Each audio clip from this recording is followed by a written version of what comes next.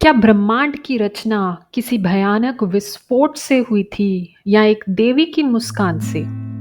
आज नवरात्रि के चौथे दिन हम मां कुष्मांडा की पूजा करते हैं, पर क्या आप जानते हैं कि उनके नाम और मुस्कान में ही सृष्टि का सबसे बड़ा रहस्य छिपा है?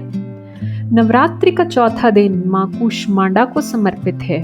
उनका नाम ही उनकी महानता का प्रतीक है। कु का अर्थ है थोड़ा, ऊष्मा का अर्थ है गर्मी या ऊर्जा और अंडा का अर्थ है ब्रह्मांडीय अंडा। इस प्रकार उनका नाम बताता है कि उन्होंने अपनी थोड़ी सी ऊर्जा से इस पूरे ब्रह्मांड को एक छोटे से अंडे के रूप में उत्पन्न किया।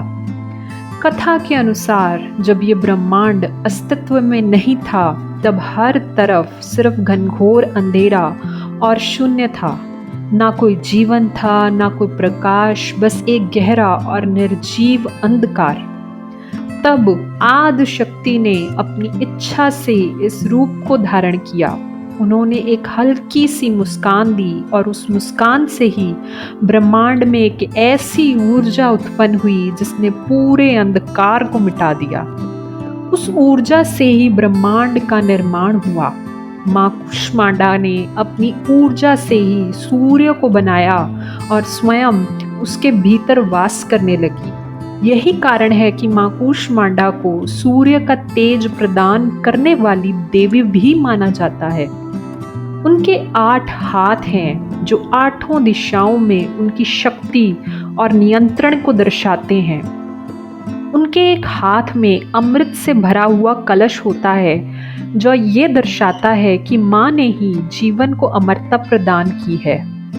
मां कुष्मांडा की ये कथा हमें सिखाती है कि जीवन की सबसे बड़ी रचना शक्ति, क्रोध या बल में नहीं, बल्कि प्रेम, ऊर्जा और सकारात्मकता में छिपी है।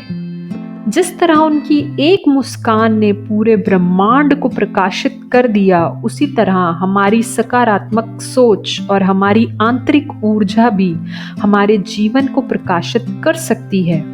वे हमें सिखाती हैं कि जीवन में कितना भी अंधेरा क्यों ना हो, एक छोटी सी आशा की किरण भी पूरे जीवन को बदल सकती है।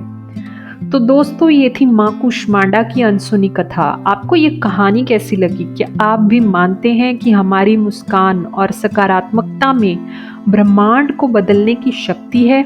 हमें कमेंट्स में अपनी राय ज़रूर बताएं।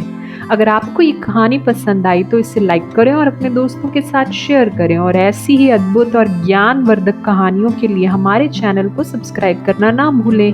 धन्यवाद।